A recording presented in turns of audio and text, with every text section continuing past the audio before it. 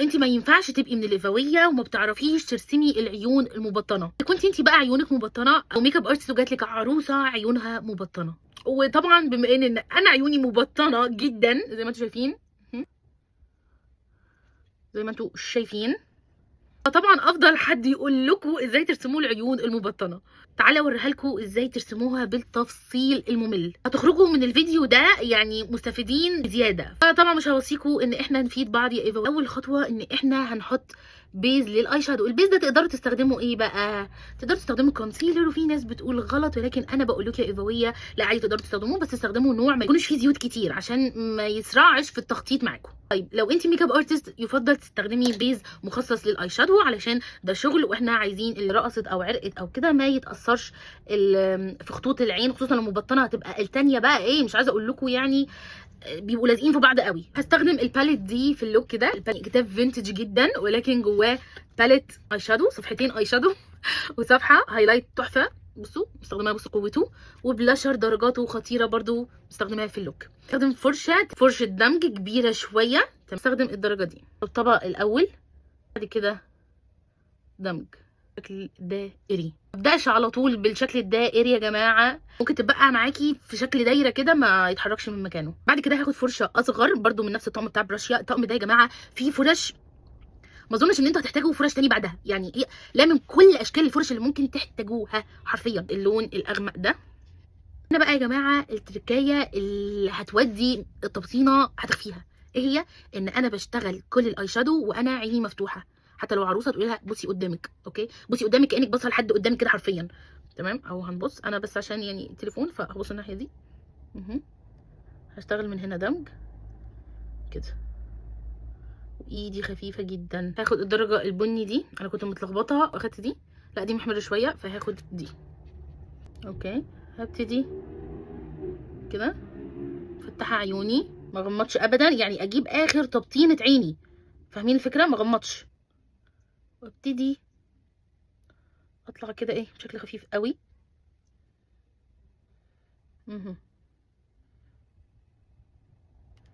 ماشي، افضل ادمج وانا عيني جايبه اخر تبطينه عيني كده كده. شايفين هنا بدات اطلع شويه. بصوا لما اجي بقى هنا بصوا شايفين انا كل دي كده تبطينه تحفه عادي. بعد ما خلاص فتحت شويه اكمل على كده شويه اهو، فاهمين؟ دي خفيفه وما ملش من الدمج، افضل ادمج كتير جدا. الفرشه الكبيره اللي عملت بيها اللون الاولاني ابتدي ايه نعم خالص الاطراف. تمام، ما ادمجش كل وضايع اللي عملته، انا كده مش هخلص، هفضل ارسم في فوق يخف واتقل لا، انا بس ببدا ان انا انعم الحواف بتاعته اهو كده. دي بجد يعني البيجمنت بتاعها صدمني. استخدم اي كونسيلر برضو مش بيخطط قوي، او بيز اي شادو كده هنا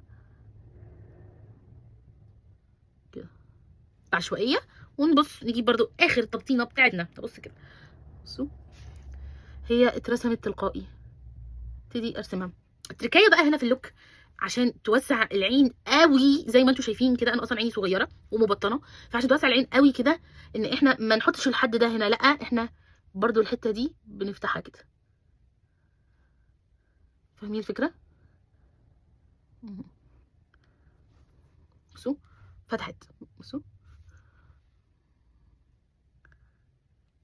غير خالص وهي مقفوله.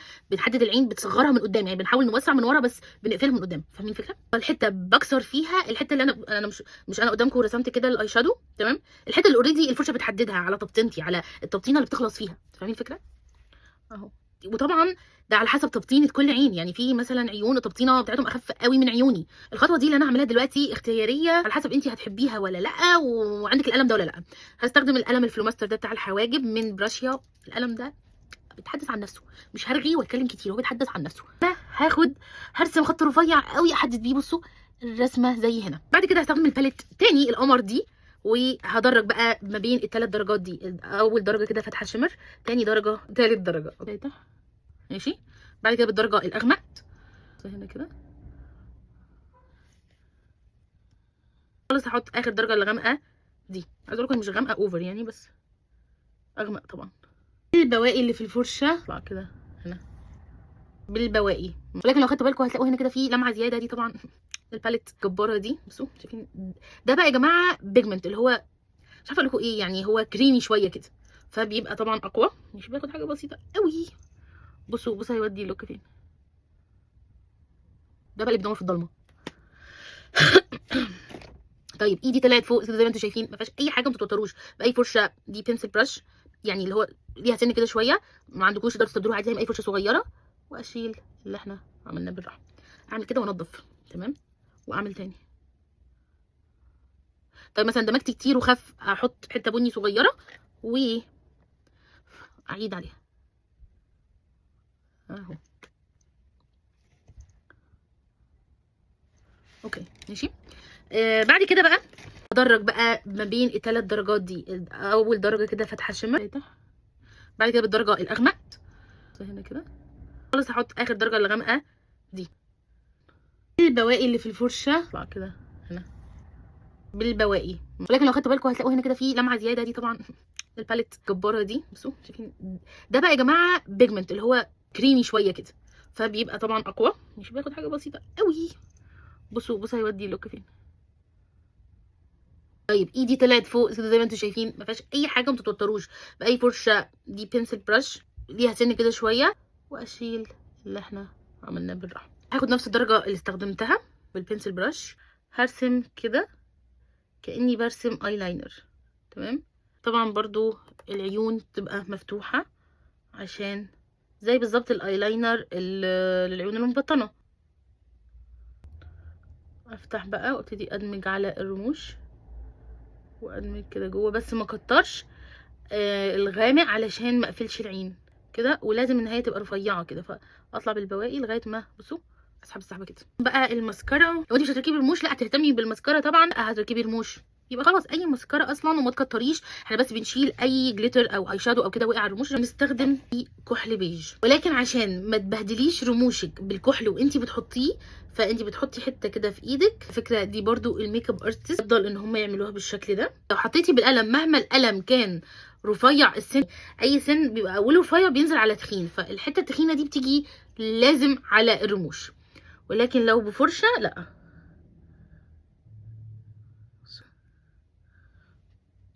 مستحيل يجي على الرموش. بصوا اطلع كده شويه بالكحل. هنجيب اي برضو كونسيلر وهنمشي على، شايفين البقلوله دي؟ بصوا شايفين البقلوله دي هنا كده اهي، هنحط على البقلوله دي الجفن السفلي عليها حته كونسيلر. نجيب نفس اللون البني اللي استخدمناه، ناخد باي فرشه. انا اللوك كله مستخدمه الطقم ده من براشيا، بجد رهيب رهيب. وهبتدي اعمل خط هحدد بيه البقلوله بالبنسل برش، ندمج كويس، ونرجع نحدد تاني البقلوله. شو كده برضو هنحدد باللون البني الغامق تمام على الرموش بقى، اللي هو ده الخط ده. واو بصوا يا جماعه، بصوا تحفه. ماشي بصوا دي بقى برضو تركايه، ان احنا ما تخليش الرموش تزولك، فما تعمليش عليها والفرشه تيجي فيها ولا يطلع معاكي اللون واللون يقع بقى منه كتير. لا انت بنخبط حاجه بسيطه قوي الفرشه او ننفخ فيها، ولما اجي اقرب ارفع الرموش بالفرشه ونرسم تحتها اهو. الفرشه برضو تبقى رفيعه اللي هو البيجمنت ده على الحته الفاتحه اللي هي دي.